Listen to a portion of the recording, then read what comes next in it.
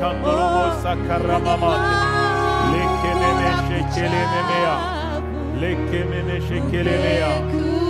Lokase, lokase, lokase. Hallelujah. Thank you, Jesus. Glory Jesus. Likandorobo sayama. Lemene shekelemea ndorobo saka. Lava mama shekelemea ndorobo sianga. Likandorobo saka. Lema shekelemea ndos. Lekemea ndorobo saya. Lama tika. Kamabande. Lemene yakundi. Lemene yakundi. Likandorobo sa. Likandorobo sa. Oh, hallelujah. We receive in Jesus' name. We receive in Jesus' name. Rikandos, likandos, likandos. We receive in Jesus' mighty name. Rokamama sakarababandi. Lekamama sengelebeyandos. Limama shakaramamando. Lemayondolobo sakalamama. Lemea. Li shekelemesh. Lemesha kayandosa. O kamaya kandi. Leme kandi. Lamandolobo sakayandi. Likandolobo sia. Lemeshe kelebeyandosa. Likanda mashakaramamando sakalamayandi. Leme kandosha. Le kandosha la baba se keleando lobo sakandi. Le kando leve kande leveya. Likandosho como se kelemeande sa. Tusha kama seta. Le kama shokalamayanda. Likando lobo sakalamashiki. Le sonda. Shekeremea sonda la base che anda. Le mesha candosa. La mashe. Turakiri urugawe mnasha kale. Le masha kalamashe che le ando. Turakiri amavuta yawe. Bisa kaleya. Turakiri ubushobozi bwawe. Likandosa kalamandeya. Le kurane ubushobozi. Le meshe kelemeando la bosa ka. Yikando. Haleka sea. Release.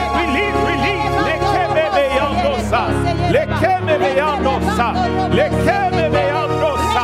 Yekeme kandorobosaka. Lema seka la mama. Ubushobozi bwawe muri kino kibanza mana. Kugira ngo amateka yacu, kugira ngo ubuzima bwacu buhinduke, imiryango yacu ihinduke, ibihugu byacu bihinduke.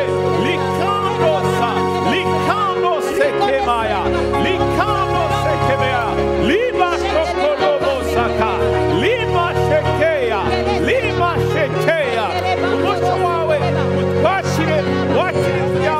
Wakire, imigambo yacu, ubwiza bwawe mwami, uzamanukana mu nzu yawe w'Abisirayeli, umanuke, umwe bwamanuka kuri Salomo, umanuke, Lime Kandosha, umukozi wawe, akayishyira mu maboko yawe ubwiza bwawe buraza likando sakaye lemesha kalamande abantu ntibasubire guhereza kuko ubwiza bwawe bwari bwinshi Mana reka ubwo bwiza bwawe bumanuke mu bugingo bwacu bumanuke mu mitima yacu bumanuke mu miryango yacu bumanuke mu bihugu byacu la bande Kiliamosa kayande sakaye lemesha kalamande indwara zikire mu izina rya Yesu abarwayi babohoke Mana ubushobozi bwawe bumanukeko kuko uri Imana y'ubushobozi kandi uri Imana ikiza likando masheke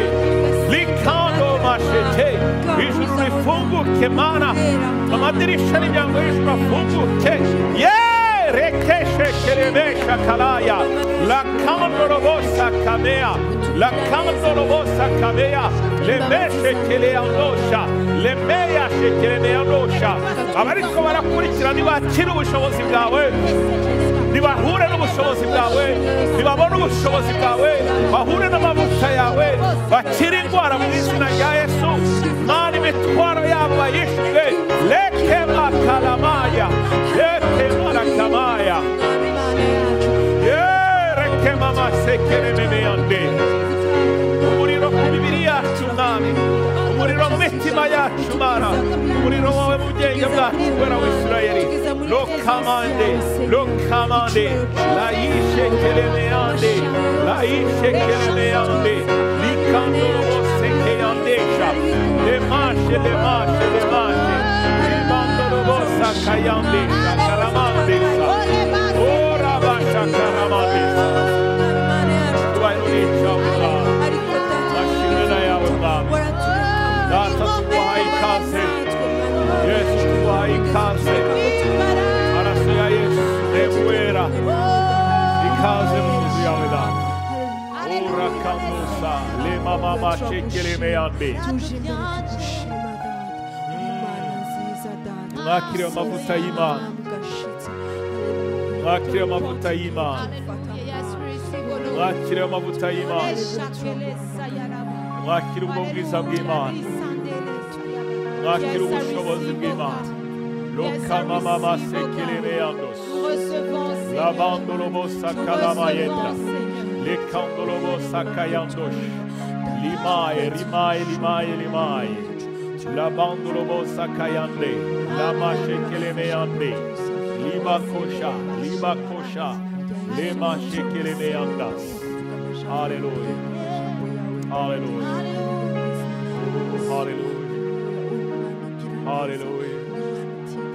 Thank you, Jesus. Hallelujah. Rekubwiza bwawe buze. Hallelujah. Rekubwiza bwawe buze. Hallelujah. Utembe mu nzu yawe. Hallelujah.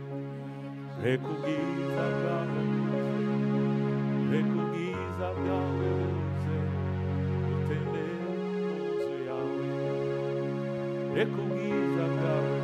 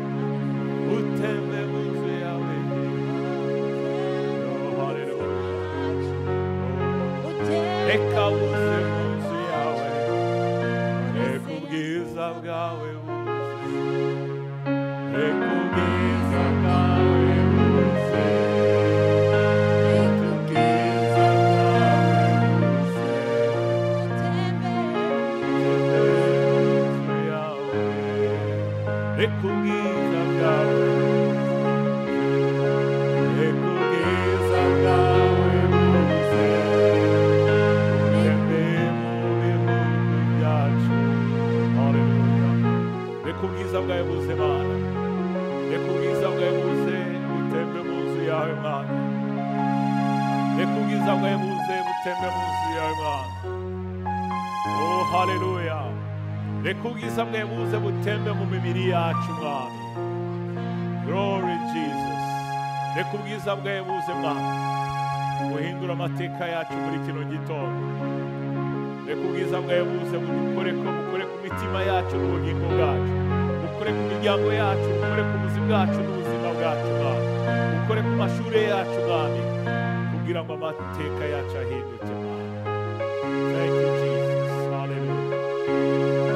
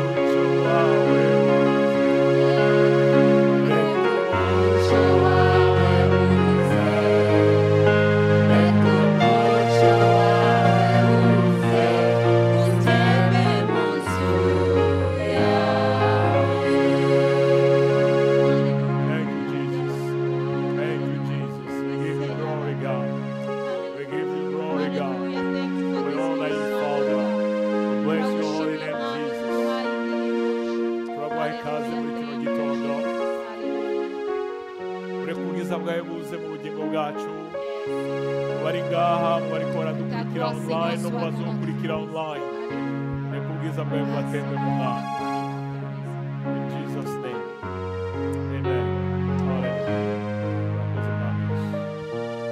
hallelujah bari bamugisha Pastor Berize n'abaririmbyi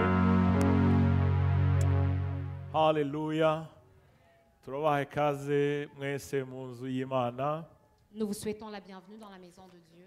hari haciye igihe kirekire tudakorana. Ça faisait un bout qu'on s'était pas rassemblés dans la maison de Dieu. uyu ni umunsi wa mbere dukoranye mu nzu y'Imana. Alors c'est la première journée de déconfinement. inyuma y'amezi hafi abiri. Depuis ndavuga 2 ni mois. kwezi n'igice ariko kiranarenga ni hafi amezi abiri. Alors c'était 2 mois qu'on n'était pas revenu dans la maison de Dieu. so Imana yatugire neza kutuzana mu nzu yayo Dieu nous a fait du bien. kugira ngo dusubire twumve ubwiza bw'Imana mu nzu yayo. Il nous a fait grâce d'être dans sa maison dusubire tubone umuco w'Imana. pour que nous puissions voir la gloire de Dieu. In Jesus name. Au nom de Jésus. ndabaramutsa kandi rero mwese ubugira kandi Je vous salue tous au nom de Jésus. turabaha ikaze mwese mu nzu y'Imana. Nous vous souhaitons la bienvenue dans la maison de Dieu. Imana iri kumwe natwe Dieu est avec nous. ifise umugambi mwiza ku bugingo Il bwacu. a un bon plan pour notre vie.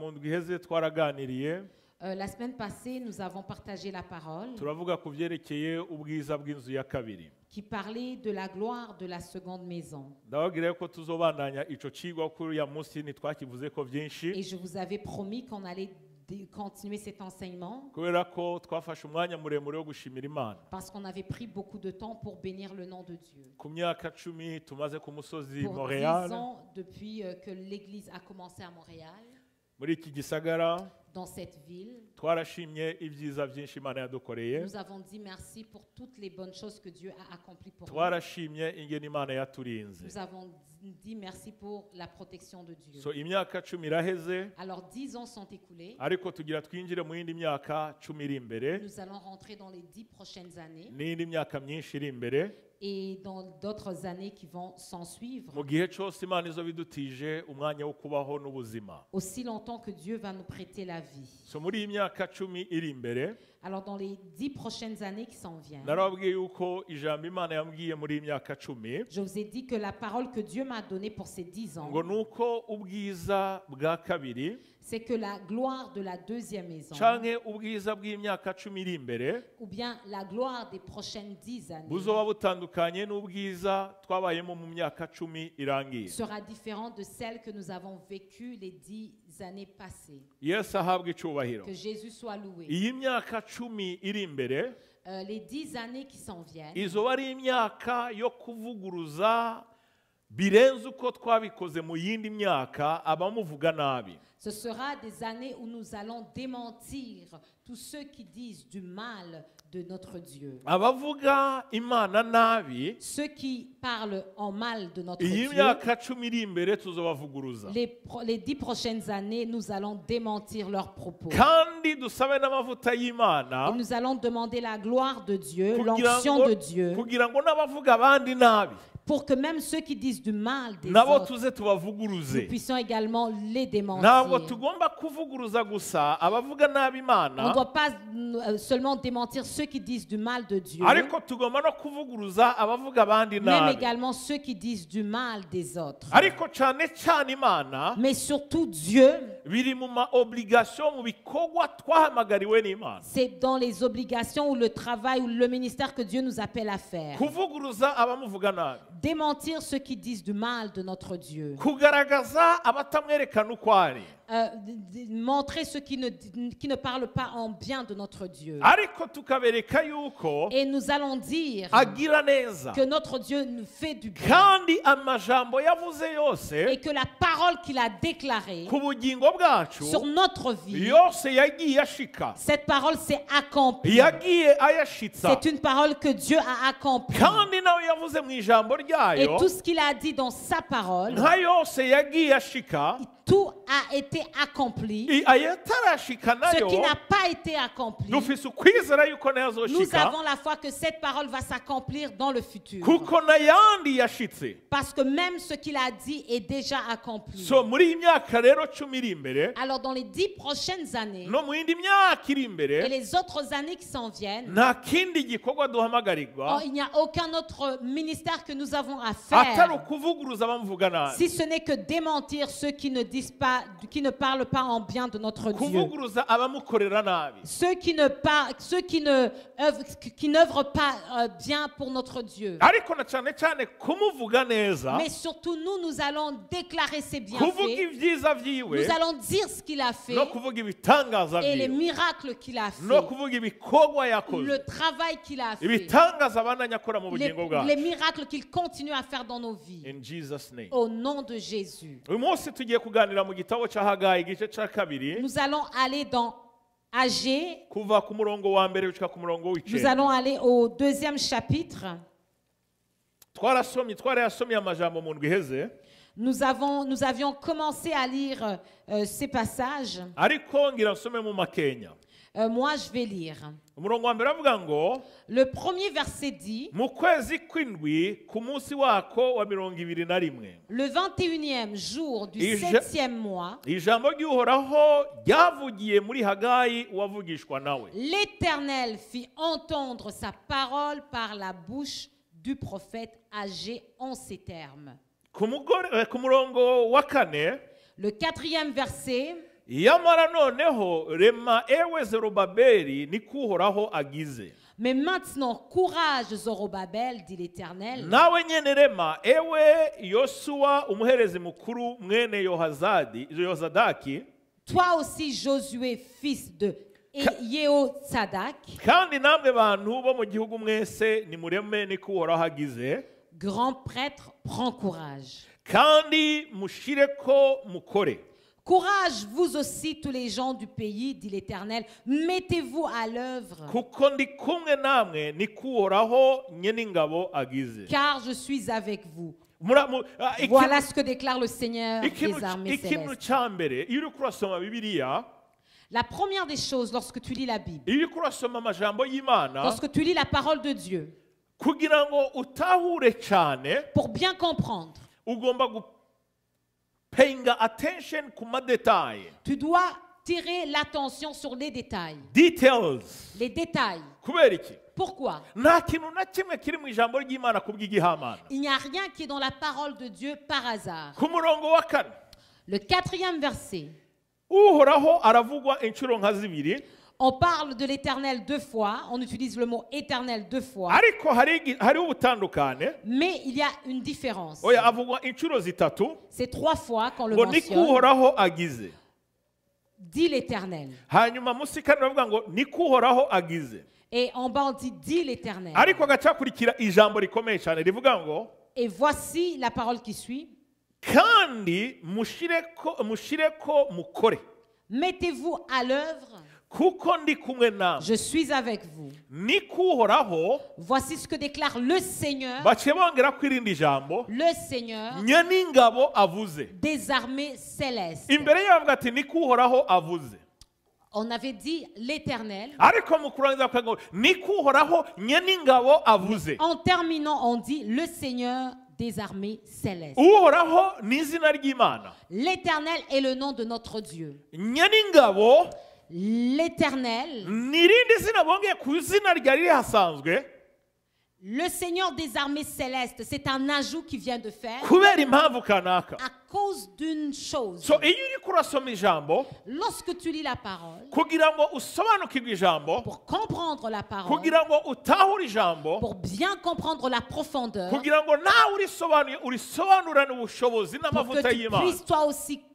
l'enseigner avec puissance, nuko ufata umwanya wo gusuzuma ijambo ukarisubiramwo ukaryumviriza. c'est que tu vas prendre la parole. Tu Buri as le jambo- temps de lire et de bien buri saisir. jambo rishasha rije ku majambo yari asanzweho, Et maintenant, tu vas voir que le nom qui s'ajoute sur ce qui était écrit ukaryigako n'impamvu iryo jambo rije kandi ritari bwazo bwa mbere. et porter une réflexion particulière sur ce nom. Ni nk'uko hari ahantu Yesu avuga ati ndababwiye, Il y a des endroits où Jésus va dire, je vous dis, ariko haravuga ngo ndababwiye ngo kandi ndasemo Et ndababwiye. il y a des endroits où il va dire, je vous le dis et je vous le répète. So murumva ni rya jambo ashaka gushimangira. Il y a une insistance. Ucumenya yuko iryo jambo na rya rindi rya mbere Alors tu comprends que ce qu'il avait dit et ce qu'il dit, naho ayo majambo yose afise umumaro mu murimo w'Imana canke mu ijambo ry'Imana. même si toutes ces choses sont importantes dans l'œuvre de Dieu, Ariko rya jambo ndavuga ngo ndavuze kandi ndasubiyemwo, et là où il va dire, je le dis et je le répète, ni ukuvuga ngo iryo jambo tugomba kuriraba neza no kurisuzuma neza là où la parole dit, je vous dis en vérité, il faut bien le voir. kugira ngo dutahure igituma risubiwemwo kandi. Pourquoi justement il y a cette insistance? Ndubugira kandi Encore on insiste. kugira ngo dutahure ubushobozi bw'Imana n'ubushobozi bw'ijambo. Pour comprendre la parole, la puissance de la parole. Umurongo w'indwi Le 7e verset. ngo kandi nzohindisha amahanga yose agashitsi J'ébranlerai les peuples, les richesses de tous les peuples. kandi ivy'igiciro vyo mu mahanga yose bizoza nanje nzokuzuza iyi ngoro ubwiza. Amen. J'ébranlerai les peuples et les richesses de tous les peuples Haragarutse afflueront rya en jambo ce lieu. rya jambo riragarutse kandi ngo niko uhoraho nyene ingabo agize. Déclare le Seigneur des armées célestes. Imbere twumva uhoraho niko agize. On avait dit l'Éternel dit, maintenant on insiste encore, le Ariko Seigneur des armées ahandi célestes. ukumva amajambo asa n'ayaremereye Et ailleurs tu vas entendre des paroles qui sont lourdes, agaca akurikirwa n'uko qui sont suivies. uhoraho abivuze La phrase l'Éternel dit, ntabivuze gusa nk'uhoraho il ne le dit pas seulement comme l'Éternel, ariko yavuze nk'uhoraho nyene ingabo mais également comme le Seigneur des armées kugira célestes, yumvishe abantu bose pour qu'il fasse comprendre à tout le monde yuko afise ubushobozi qu'il a la puissance bwo gushitsa n'ivyo bigoye, d'accomplir même ce qui est difficile. afise ubushobozi Il a la puissance bwo gutegeka ubutunzi bw'abanyamahanga, d'ordonner la richesse ivyo abanyamahanga bafise byose, de ceux qui ne croient pas. Yuko Tout afise ce ubushobozi. que les peuples ont, afise ubushobozi bwo kubibaka les richesses de tous les peuples, akabijana mu nzu yiwe, afflueront dans l'église. afise ubushobozi bwo kubibaka Il a le pouvoir de prendre ces richesses akabihereza uwo ashatse. et il va les donner à qui il veut. Niyo mpamvu agomba kumvisha abantu bose C'est pour cela que tout le monde doit comprendre, batahure neza que tout le monde comprenne. sindiyamana gusa yingwa neza, Je ne suis pas seulement le Dieu qui est bon, ariko sindiyamana gusa y'amahoro, je ne suis pas seulement le Dieu de paix, sindiyamana gusa itanga ubuhanuzi, je ne suis pas seulement le Dieu de la prophétie, ariko nduhoraho nyene ingabo, mais je suis le Seigneur des armées. mfise ubushobozi ku bintu byose, J'ai la puissance sur toutes mfise choses. ubushobozi ku bantu bose, J'ai la puissance sur toutes choses. kugira ngo uwumva yumvirize, Pour que la personne qui entende, entende. kugira ngo uwumviriza yumve. Pour que la personne écoute, écoute. Glory be to Jesus. Gloire à Jésus. Umurongo w'icenda, Le 9e verset. reka tubandanye no ku murongo w'umunani avuga ngo amafeza yanje n'amazahabu nyene C'est à moi qu'appartient tout l'argent et tout l'or. n'ayanje, Tout l'argent et tout l'or m'appartiennent. niko uhoraho nyene ingabo avuze. Voici ce que déclare le Hey. Seigneur des armées célestes. Ariko murabe kuva ku murongo wa mbere, Regardez ce que la Bible dit du premier ariko verset. aratanga ubuhanuzi. Il est en train de donner la prophétie. Genda ubabwire bahumure niko Allez uhoraho leur avuze. dire de se rassurer, d'être Nawe rassurés. nawe ntutinye niko uhoraho avuze. N'ayez pas peur, prenez courage. Uhoraho niko abwiye Hagayi, Voici ce que l'Éternel dit à Agé le prophète. ubwire Zorobabeli ahumure niko Dis à uhoraho avuze, Zorobabel, kandi ubwire na Yoshuwa umuherezi nawe yuko ariko uhoraho avuze. voici ce que dit l'Éternel. Ariko rero Mais umuryo urahindutse, voici ce qui va changer. nimukore Mettez-vous à l'œuvre. kuko nimwakora Parce que si vous mettez à l'œuvre, hari ikintu il kizokoreka, y a quelque chose qui va se niko passer. uhoraho nyene ingabo avuze. Voici ce que l'Éternel, le Seigneur des armées dit. Amatungo y'abanyamahanga Les richesses nzoyabazanira, des étrangers afflueront. niko devant uhoraho vous. nyene ingabo avuze. C'est ce que dit le Seigneur des Kandi armées. feza n'izahabu L'or et l'argent n'ivyanje m'appartiennent, niko uhoraho nyene ingabo avuze. dit le Seigneur des armées célestes. Ah. Alléluia. Umurongo w'icenda ngo ubwiza bwo hanyuma La gloire de ce nouveau temple buzoba kuri iyi ngoro surpassera beaucoup buzorusha ubwa mbere, la gloire de l'ancien niko uhoraho nyene ingabo et, agize. et la gloire de l'ancien. Kandi aha hantu Et uzohaha amahoro je ferai régner la paix en celui. niko uhoraho nyene ingabo agize. C'est l'Éternel qui le déclare, le Seigneur des armées célestes. Ndakunda ijambo ry'Imana. J'aime la parole de Dieu.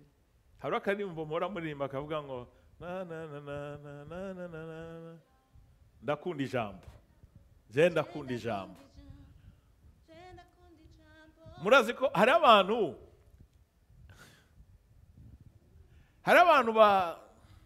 bakunda ijambo. Of course umukristo wese akunda ijambo. Il y a des gens qui aiment la parole, tout chrétien devrait aimer. Ariko hari abakunda ivyo hejuru.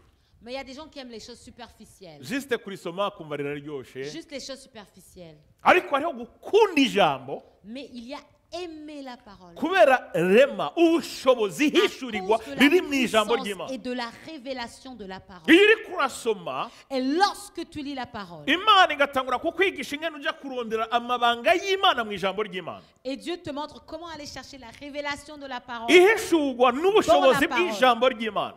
La révélation dans la parole. Ingene Imana inyegeza ubushobozi bwayo mu ijambo ryayo. Dieu cache sa puissance dans sa parole. Kugira ngo dushakishe. Pour chercher. Kuko muri uko gushakisha. Parce qu'en cherchant. Urazi iyo uri kurarondera ikintu gisa n'icyatakaye. Quand tu es en train de chercher quelque chose qui était perdu. Iyo uri kurarondera ikintu gikomeye. Quand tu es en train de chercher quelque chose de grand, qu'est-ce qui se passe? Tu cherches partout. Tu vas partout pour chercher cette chose. Quand tu cherches, tu vas même retrouver des choses que tu avais perdues, que tu avais oubliées, que tu avais oubliées, en ne sachant même pas où se trouvent ces choses. Et tu trouves ces choses et tu vas dire, ah, c'était des choses importantes. Pourquoi Dieu va cacher la révélation dans sa parole? C'est pour que lorsque nous sommes en train de chercher dans sa parole, alors nous allons quitter Agé et on peut aller voir ce que Esdras a dit. Et nous allons aller dans Néhémie. On va aller lire Zacharie. Et nous allons aller dans Hébreu. Et on va aller dans Luc. Nous allons aller dans Exode.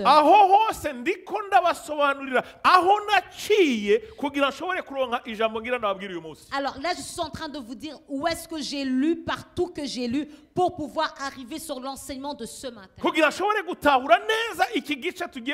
Pour que je puisse bien comprendre la signification de ce que nous sommes en train de partager. Alors on en a à gauche et à droite, là tu rencontres une autre révélation. Et la puissance de la parole. Et l'intelligence de la parole. Glory be to Jesus. Gloire à Jésus. Dans Agé, on parle d'un temps extraordinaire. Les choses qui se sont produites 520 ans avant Jésus-Christ. 578 ans avant Jésus. Les Israélites avaient été amenés ailleurs. Ils avaient été amenés à Babylone. Ils les ont amenés comme esclaves. On les a utilisés. On les a maltraités. Mais le temps est arrivé. Ils sont retournés dans leur pays. Le pays promis. Alors pour pouvoir aller dans le pays, Dieu a utilisé plusieurs intervenants. Il a utilisé Esdras. Il a utilisé Zorobabel. Il a utilisé Néhémie. Tous ces gens-là sont parmi les gens importants que Dieu a utilisés.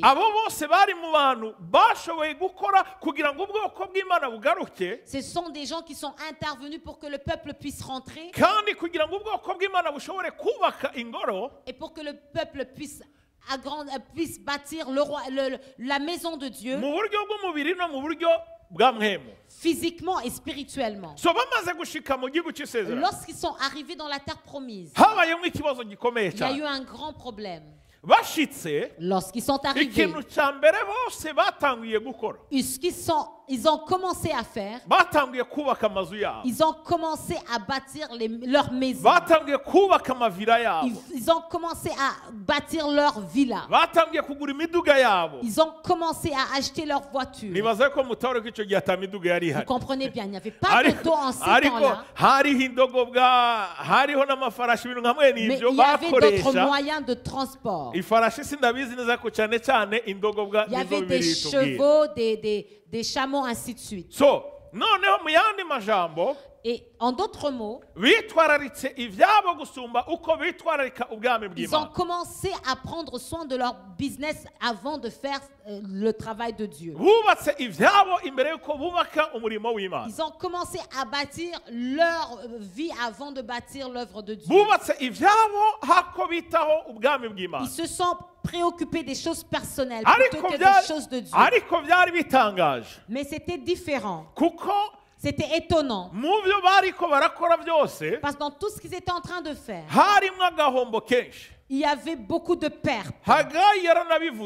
Agé a dit, au lieu de vous préoccuper de la maison de Dieu, vous êtes préoccupés de vos vies. C'est pour cela, lorsque vous recevez votre salaire, vous mettez dans vos poches, on dirait que vos poches sont trouées. Et lorsque vous mangez, vous n'êtes jamais rassasié. Lorsque vous buvez, votre soif n'est jamais étanchée. Parce que, au lieu de bâtir le royaume, au lieu de bâtir la maison de Dieu, vous avez pris soin de vos choses. C'est pour cela Dieu n'a pas accepté ou ne peut pas accepter que vous soyez à l'aise alors que la maison de Dieu n'est pas encore bâtie.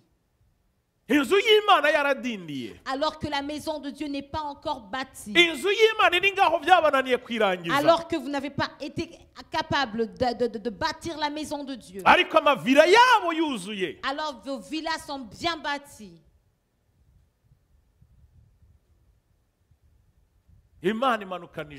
Et Dieu est venu avec sa parole. Alors, pourquoi est-ce que Dieu a parlé à Zorobabel et à Josué? C'est pas Josué le général, mais Josué le grand prêtre. Pour que vous ne soyez pas confus. Pourquoi? C'est parce que Zorobabel, il était comme le gouverneur. Le gouverneur. En d'autres mots, c'est lui qui dirigeait. Et le grand prêtre avait justement, il devait faire le ministère du peuple et de Dieu, de parler à Dieu pour le peuple, de donner les sacrifices. Alors lorsque les gens ne sont plus dans le chemin de Dieu, les gens qui sont le plus ébranlés, ce sont les gens qui étaient justement les gouverneurs de ces gens-là. C'est pour cela que c'était des gens que Dieu devait rassurer. Et Dieu devait leur parler, leur dire, n'ayez crainte. Je suis avec vous, dit l'Éternel. L'histoire va changer, dit l'Éternel. Que Jésus soit loué.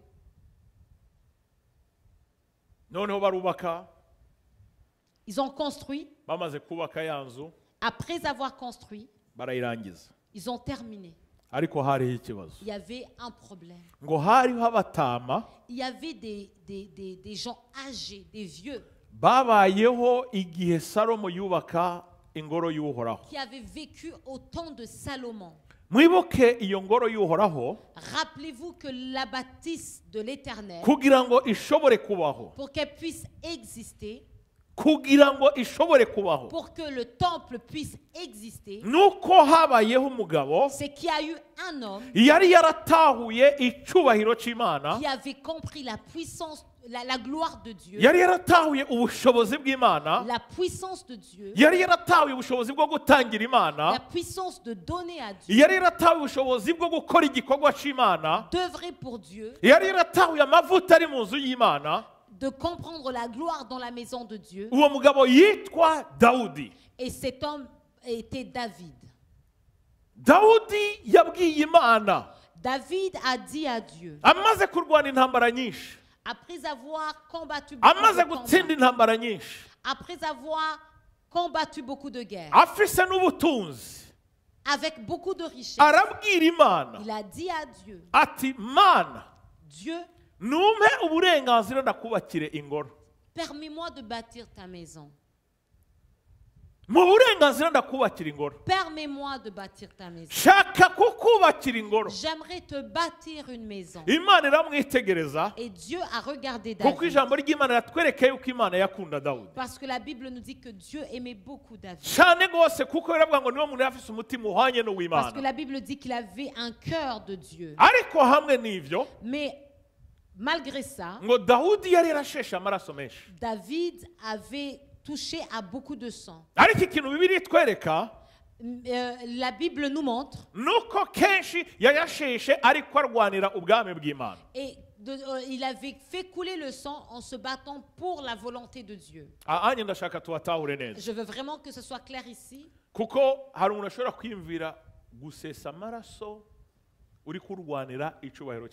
Quelqu'un peut penser, waouh, faire couler du sang pour la gloire de Dieu. Parce que si on a bien compris, il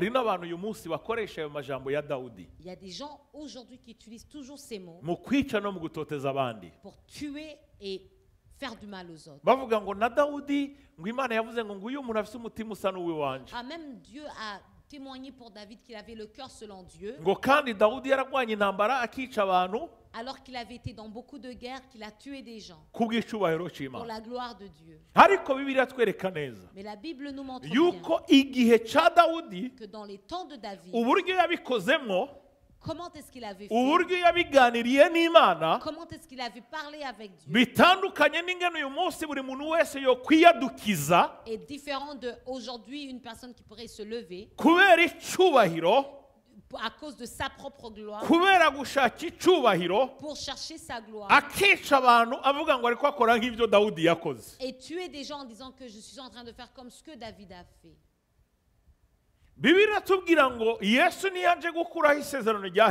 La Bible nous dit que Jésus n'est pas venu abolir l'ancienne alliance, mais il est venu pour l'accomplir. Tout ça a une explication. C'est pour cela que dans la nouvelle alliance, Jésus nous montre le chemin à prendre dans les différents moments. Il nous montre même comment est-ce que l'armée doit se comporter. Vous vous rappelez d'un soldat qui est venu parler à Jésus. Il a dit, mais moi je crois en toi, Jésus. Mais je suis un soldat. Et dans ce qu'on m'a appris à faire, il y a la guerre et dedans, se battre pour les gens, le pays. Alors, mais je suis en train de vous expliquer le travail qu'un soldat fait. Et dans ce travail, il peut arriver que le soldat tue quelqu'un. Alors, qu'est-ce que je dois faire? Est-ce que je dois arrêter ce travail? C'était une grande question. Et moi, je me rappelle de cette question. Au Burundi, il y a eu cette question qui s'est posée.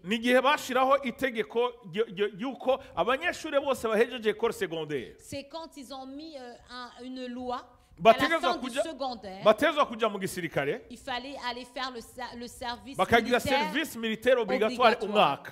pendant une année. Il y a eu des questions. Surtout dans l'église Pentecôte.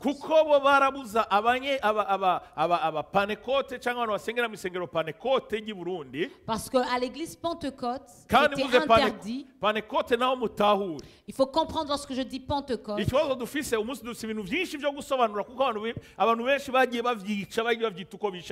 Bon, je vais l'expliquer parce que des fois les gens ne comprennent pas à cause des mauvais enseignements qui sont dehors. Parce que lorsqu'on dit Pentecôte au Burundi, Rwanda et Congo,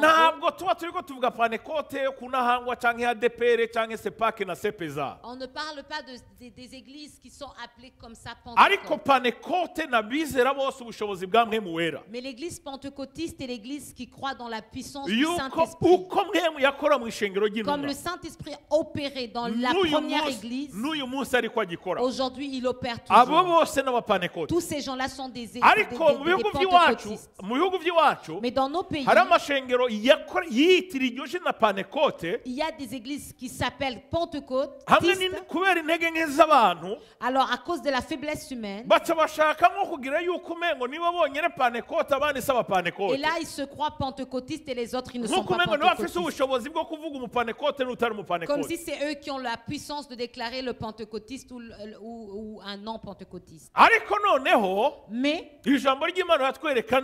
la parole de Dieu nous montre.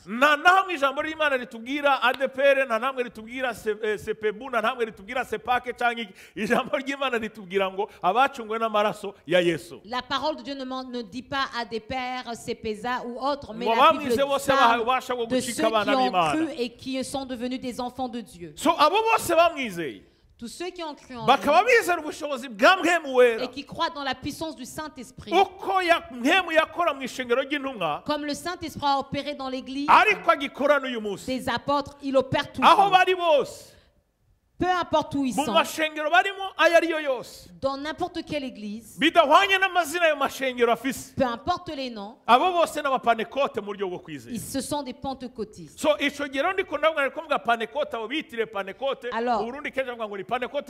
Alors maintenant je faisais mention à ces églises justement qui s'appellent pentecôtistes, ADPR au Rwanda et CEPAC au Congo.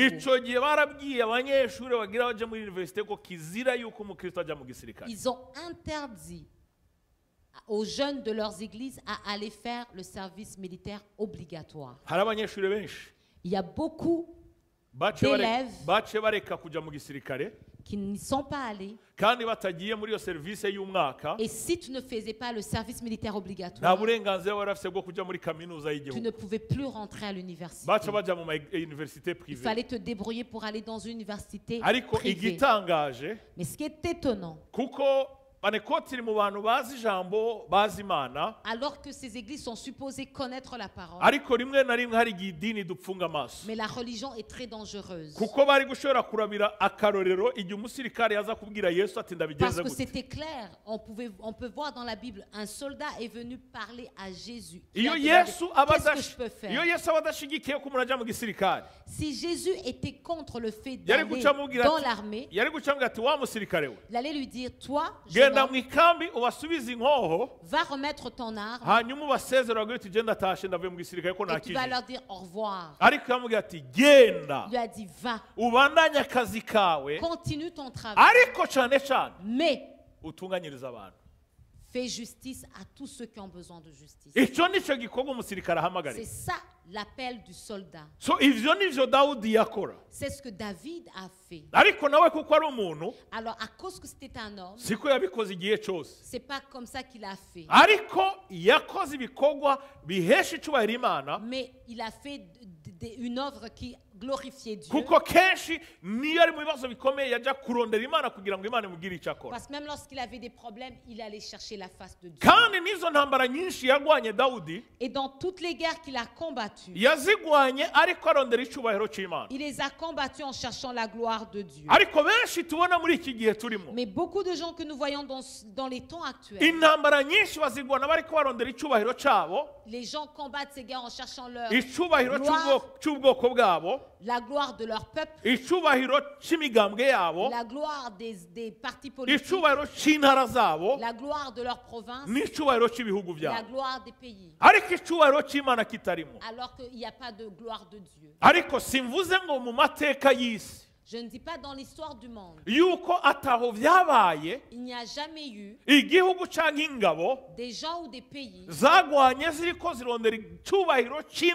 qui ont combattu en cherchant la gloire de Dieu et la gloire justement du pays.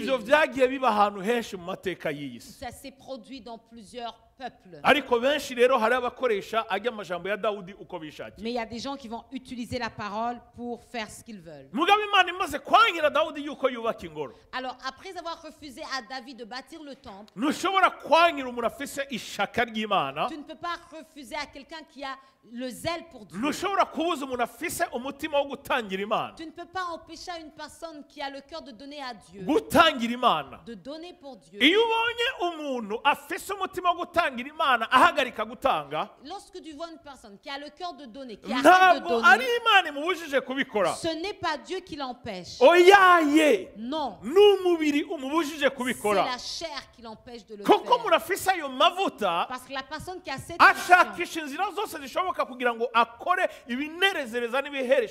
cherche toujours par tous les moyens d'honorer Dieu.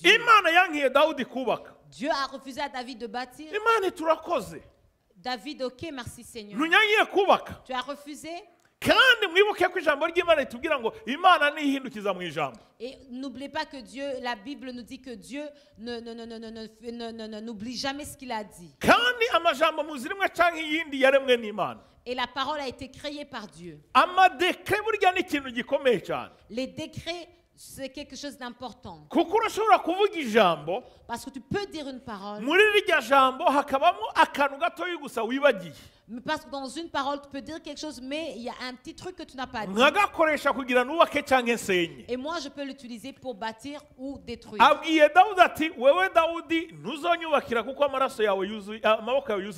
il a dit à David, non, tu ne bâtiras pas ma maison. David a dit, oui, j'ai entendu. Moi, je respecte le décret de Dieu. Tu m'as refusé de bâtir. Alors, je suis ici en train d'entrer dans la tête de David. Mais tu ne m'as pas empêché d'acheter les briques. Tu ne m'as pas empêché d'acheter les pierres. Tu ne m'as pas empêché d'acheter l'or pour bâtir. Toi, tu as dit, ne bâtis pas. Alors la maison est constituée de beaucoup de choses. Il y a des outils.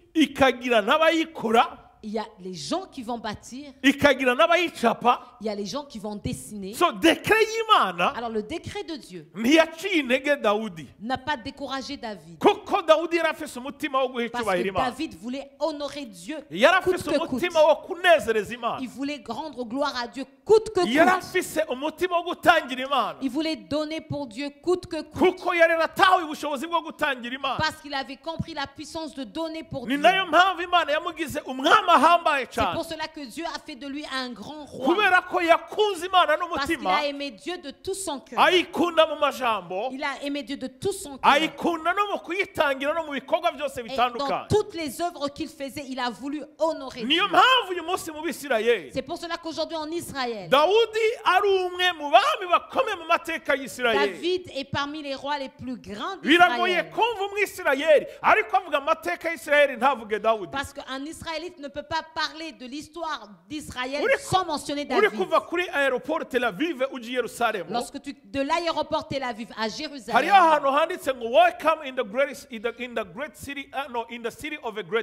il y a une mention qui dit bienvenue dans la ville d'un grand roi. Bienvenue dans la ville du grand roi.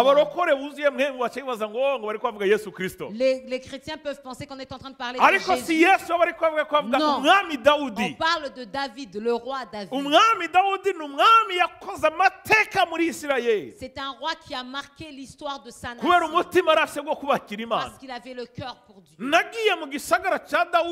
Je suis allé dans la ville de David.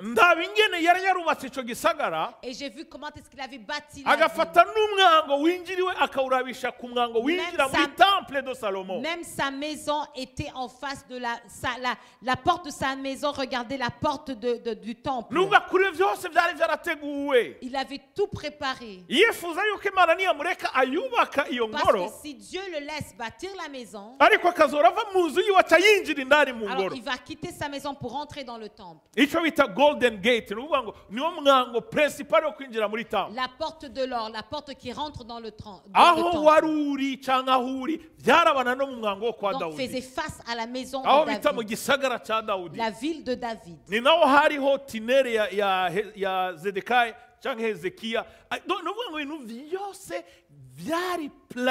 Alors David avait tout planifié pour comprendre à quel point cet homme était un homme de vision dans la maison de Dieu. Alors il a acheté tous les outils. Salomon a rajouté quelque chose. Mais Salomon a également fait de grandes choses. Et ils ont bâti le temple. C'était extraordinaire. Et ils ont détruit Babylone. Et lorsque Babylone a détruit le temple, et ils ont pris Israël. Voici maintenant ici, Israël est rentré. Ils ont commencé à construire maintenant la maison. Et le jour où Dieu a dit ces paroles, Dieu, dans ces instants où il parle cette parole, alors les anciens qui étaient là, qui avaient vu le temple de Salomon, ils ont pleuré lorsqu'ils ont repensé à la gloire physique de l'ancien temple, et maintenant en regardant le physique du deuxième temple. Alors, supposons que le premier temple, on avait utilisé des briques,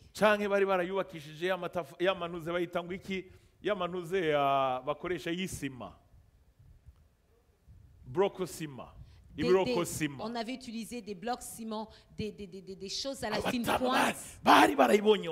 Et les anciens avaient vu ce temple. Lorsqu'ils ont vu le deuxième, ils ont trouvé que c'était comme vraiment pas comme le premier temple. Vous savez, lorsqu'on est en train de bâtir une maison solide,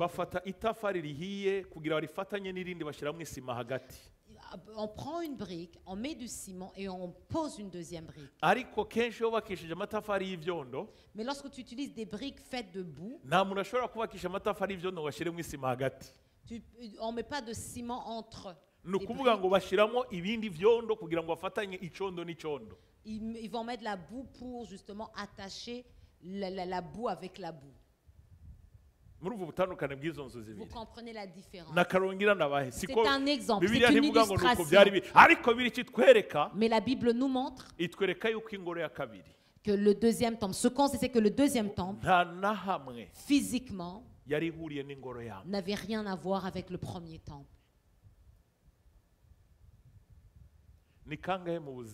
Combien de fois dans la vie tu as déjà fait des choses, toi-même le propriétaire, tu regardes, toi-même tu as le doute. C'est à toi. Tu as fait. C'est toi qui es en train de bâtir. Quand tu regardes et tu compares les choses des autres, ou bien ce que tu sais, ce que tu as entendu, tu dis, Seigneur Dieu des armées, qu'est-ce que je suis en train de faire? Et là tu commences même à chercher des chemins pour sortir de là. Les étudiants. Et combien de fois tu t'es assis et tu as pensé, tu as dit, moi j'abandonne? Combien de fois tu t'es assis et tu as décidé en tant que moi, je pense que je devrais abandonner. Si c'est ça l'école, moi je pense que j'ai fini.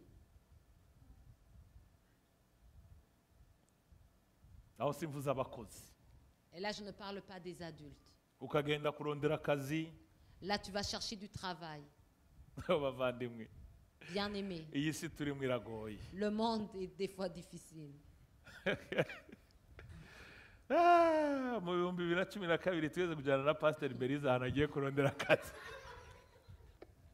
En 2012, je suis partie avec ma femme à un endroit pour aller chercher du travail. C'était au centre-ville. Mais je vous dis, c'était au numéro 4, au numéro 3 sur la rue Sherbrooke. Cet étage était tellement les étages que vous connaissez alors que c'était au centre-ville de Montréal. En quittant de là, on a dit Seigneur Dieu d'Israël. On a quitté la Suède, on avait une bonne vie. Qu'est-ce qu'on est en train de faire ici?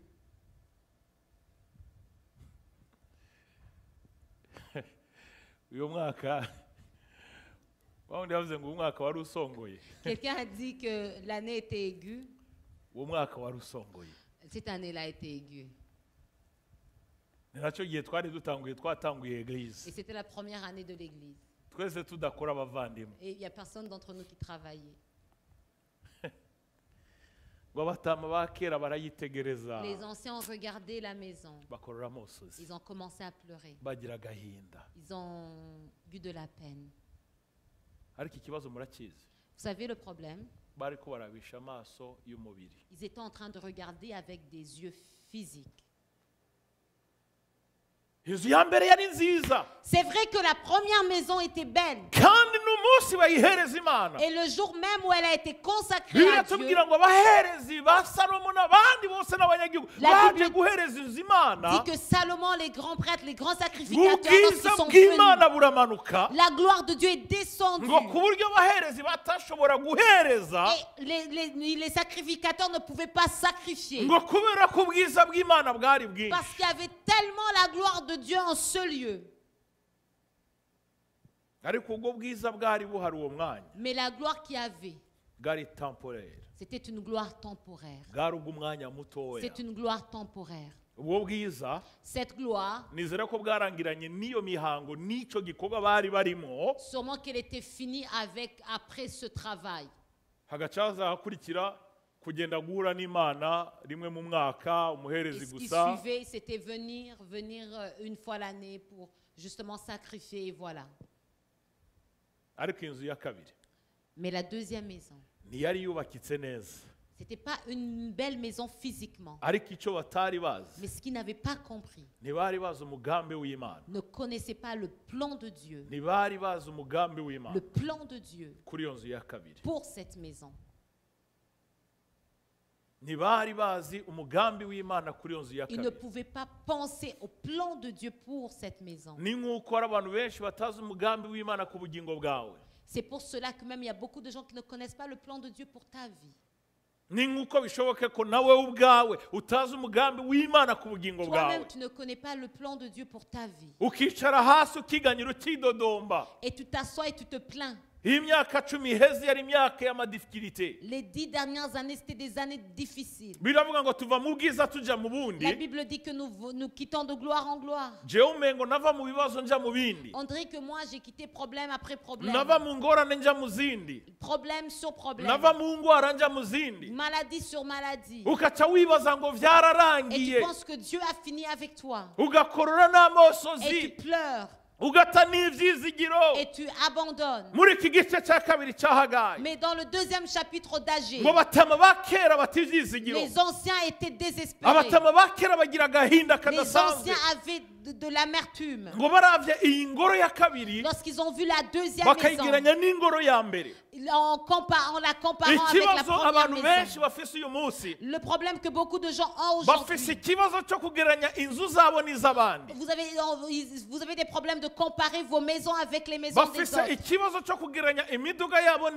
Vos voitures et les autos des autres. Vos maris et les maris des autres. Vos femmes et les femmes des autres. Les enfants et les enfants des autres.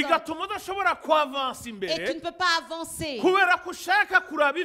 parce que tu veux regarder les choses des autres pour sentir un bien pour tes propres choses.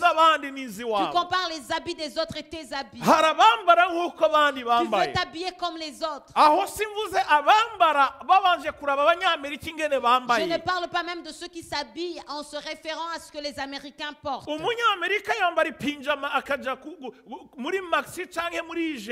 Américain va porter un pyjama pour aller au Maxi ou IGA parce que c'est un chanteur célèbre.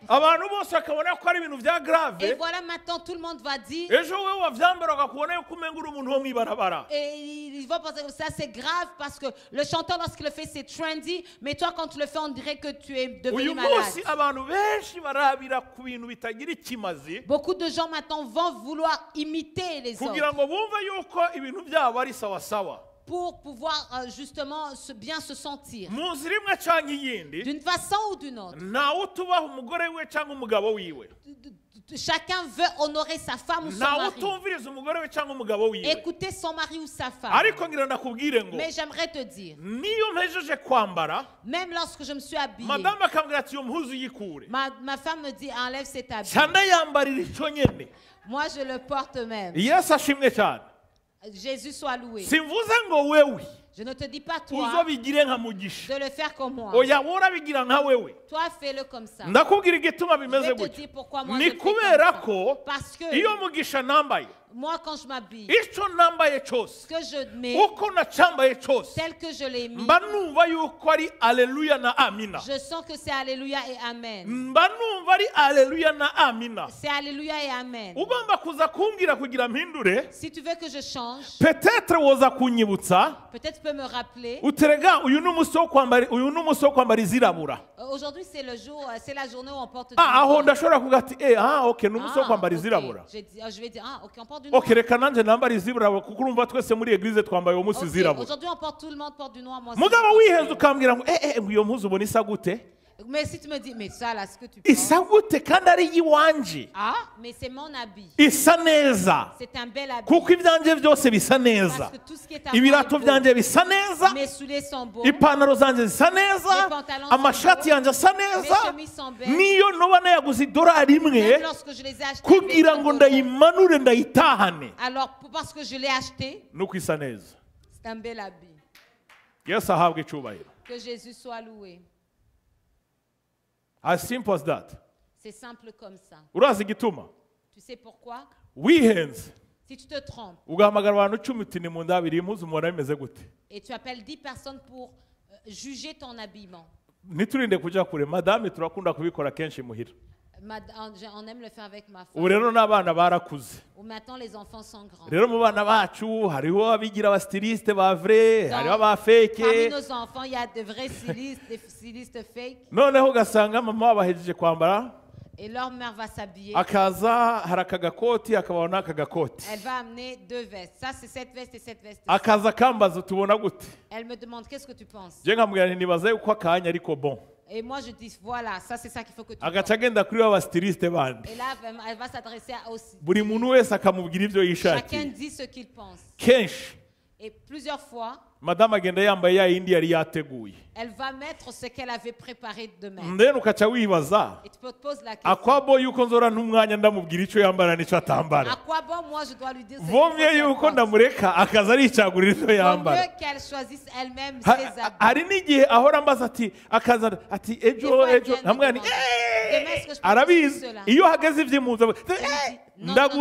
S'il te plaît, mets ce que toi tu veux mettre. Que Jésus soit loué. As long as aussi longtemps que tu t'es bien habillé, porte la robe de Jésus ou la jupe de Jésus. Où est le problème? Il n'y a personne qui te nourrit. Il n'y a personne qui l'a acheté pour toi. Tu vas manger chez personne. Réjouis-toi parce que ça t'appartient. Que Jésus soit loué. This is Transformation Church. We have to renew our mind. C'est l'église de la transformation. Tugomba guhindura uko tugira iki, uko tubona nuko dutahura ibintu. notre compréhension. Que Jésus soit loué. Sinavuze ko madame propojeje byo nambara mani again oya. Ne pensez pas que lorsque ma femme me propose je dis non hein, parce que je sais que des fois les gens peuvent mal interpréter nos propos. Mais elle sait que plusieurs fois lorsque Mugisha je me suis habillé. Moi là je sais que je suis beau comme ça. Je ne doute jamais que je suis beau. Si c'est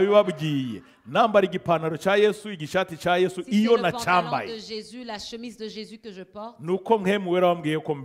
c'est que le Saint-Esprit m'a dit oui, tu peux porter. That's it. Amen. Que Jésus soit loué. On doit savoir justement converser avec le Saint-Esprit et comment changer nos vies. Et d'abord être fier de qui tu es, de ton habillement. J'ai pas besoin d'être influencé par les autres. C'est même lorsque je vais dans un magasin acheter mes habits. Si l'habit est à 100%, j'achète pas. Je vais acheter le même habit. Na 50% sindaikunda cyane. À 50%, 75%. Na 50% sindaikunda. Même 50% j'aime. Ndakunda 75% off. Moi j'aime 75% off. Atende guri kuri 25%. Et moi je l'achète à 25% de sa valeur. Murazi gituma. Pourquoi? Nikora que 75. Parce que le 75%. Harabakene muri Kenya. Il y a des gens qui en ont besoin. Habakene mu Bugande. Habakene mu Burundi. Habakene mu Rwanda. Au Rwanda. So akwaboye ko nja guhereza abantu 75% batazonshimira. À quoi bon dépenser cet argent d'une façon alors que je peux aider quelqu'un? Je dois utiliser cet argent dans l'œuvre de Dieu. Parce que dans le royaume des dieux, il y a une récompense. C'est pour ça que Dieu me donne la paix.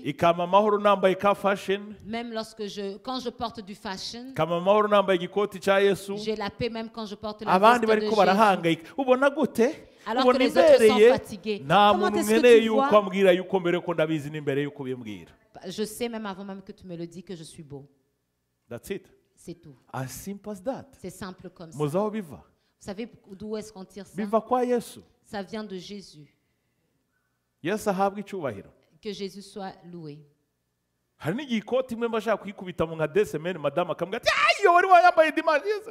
Des fois la veste je la porte 2 fois de suite et puis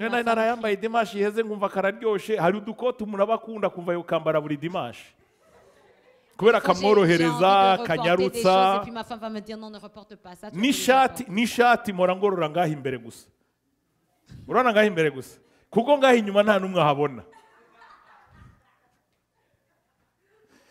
Yes ashimwe cyane. Que Jésus soit loué. None kandi kubera ko ikigororoka afite ubu ndiko ndayigorora. Ce qui est le plus important, c'est dans nos cœurs. Amahoro yesama harutayo narinzi none ngenda habona kuko nize kwizera. La paix que Jésus me donne est une paix extraordinaire. Glory be to Jesus. Gloire à Jésus. Et ils ont pleuré quand ils ont vu le deuxième temple. Et Dieu leur a dit quelque chose. 4 grandes choses. La première des choses. Cette deuxième maison est différente de la première. Et ne sera jamais semblable à la première. Pourquoi? La deuxième. Parce que dans cette deuxième maison, je vais déverser une gloire différente de la première. La troisième chose, mais vous, courage, persévérez dans l'œuvre. Continuez à faire ce que vous devez faire. Et le reste, laissez-moi les éternels. Je sais que cette maison n'est pas semblable à la première, mais je vais la magnifier d'une façon extraordinaire que vous n'avez jamais vue. La quatrième des choses. Mon esprit va vous diriger et il va prendre soin de vous. Le Saint-Esprit maintenant est dans le terrain. C'est pour cela qu'à chaque fois que tu lis la parole,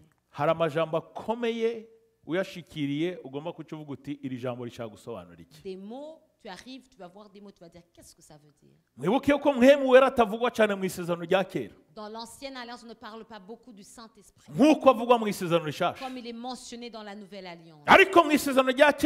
Mais dans l'ancienne alliance, le Saint-Esprit était dans des moments extraordinaires.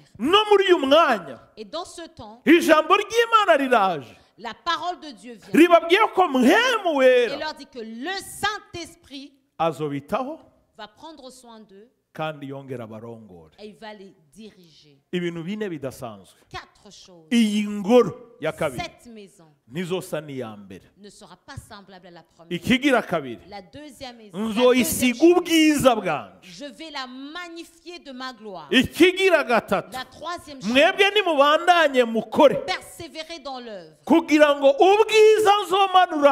la gloire que je vais déverser ici, vous allez la voir. Même les étrangers vont savoir que je suis l'Éternel des armées. Parce que je vais leur rendre et je vais vous la donner. Et les gens vont comprendre que l'or et l'argent m'appartiennent. Et la quatrième chose, mon esprit va vous diriger et va prendre soin de vous. Parce que la gloire de cette maison sera différente de la gloire de la première maison. Parce que les 10 prochaines années seront différentes des 10 dernières années passées. Parce que l'église de la transformation, je vais déverser ma gloire. Les fils et les filles vont être remplis de mon esprit. Ceux qui n'étaient, les célibataires vont se marier. Ceux qui n'étaient pas remplis du Saint-Esprit vont être remplis. Je vais déverser des dons dans leur vie. Je vais les bénir spirituellement, matériellement. Ceux qui n'avaient pas encore acheté de maison vont les acheter. Ceux qui n'avaient pas terminé vont terminer. Ceux qui ne travaillent pas vont travailler. Parce que les 10 années qui s'en viennent sont différentes des années qui s'en viennent. Je vais changer ton histoire. Je vais changer ton histoire. Dieu va changer ton histoire. Parce que les 10 prochaines années, il y a des miracles que Dieu va faire. Il y a des miracles que Dieu va faire dans la vie de nos enfants. Nous allons terminer cette année. Nos fils et nos filles debout dans sa maison, en train de jouer aux instruments, en donnant gloire à Dieu. On va terminer cette année. Et Dieu va nous donner d'autres mariages. Nous allons terminer cette année. Dieu aura bâti pour nous. Dieu aura acheté pour nous tout ce dont nous avons besoin dans nos vies. Mais surtout, il va nous remplir de son esprit. Il va nous remplir de son esprit. Et sa force et ses dons. À cause des 10 années qui s'en viennent. Parce que la gloire que Dieu va déverser, il va déverser dans nos familles, sera extraordinaire que la gloire que nous avons vue dans les années passées. Nous allons nous lever, nous allons bénir le nom de Dieu. Dieu leur a dit, Dieu nous dit que la gloire de la deuxième maison sera différente de la gloire que vous aviez dans le temple de Salomon. Mais ce que vous devez savoir, levez-vous En servant Dieu. En servant Dieu. C'est là que vous allez voir les miracles de Dieu. C'est là que vous allez voir la gloire de Dieu. En bâtissant pour Dieu. Nous devons bâtir l'œuvre de Dieu avant de bâtir nos vies. À chaque fois que tu vas vouloir commencer par tes choses, sache que tu es en train de bâtir sur le sable. Tu bâtis sur le sable. Et tout peut s'effondrer. C'est pour ça que tu dois toujours commencer par l'œuvre de Dieu. De mettre en avant le royaume des cieux. Et tu vas voir la gloire de Dieu. Et tu vas voir la gloire de Dieu. Et tu vas voir la gloire de Dieu. Et Dieu va aller chez les peuples. Mais nous serons en train de travailler dans la maison de Dieu, dans l'œuvre de Dieu, en œuvrant pour notre Dieu. Oui, pour nos besoins également, mais toujours pour et le Saint-Esprit va venir. Il va nous diriger. Il va prendre soin de nous. Il va nous habiller de sa gloire. Il va nous habiller de sa gloire. Et nos vies vont changer. Nos vies vont changer. Les maladies seront guéries. Alléluia. Et les choses qui étaient comme impossibles sont en train d'être résolues. Parce que Dieu est avec nous. Et il nous dit que cette année, la première année des 10 prochaines années, nos vies ne seront plus jamais. Nos vies ne seront plus jamais.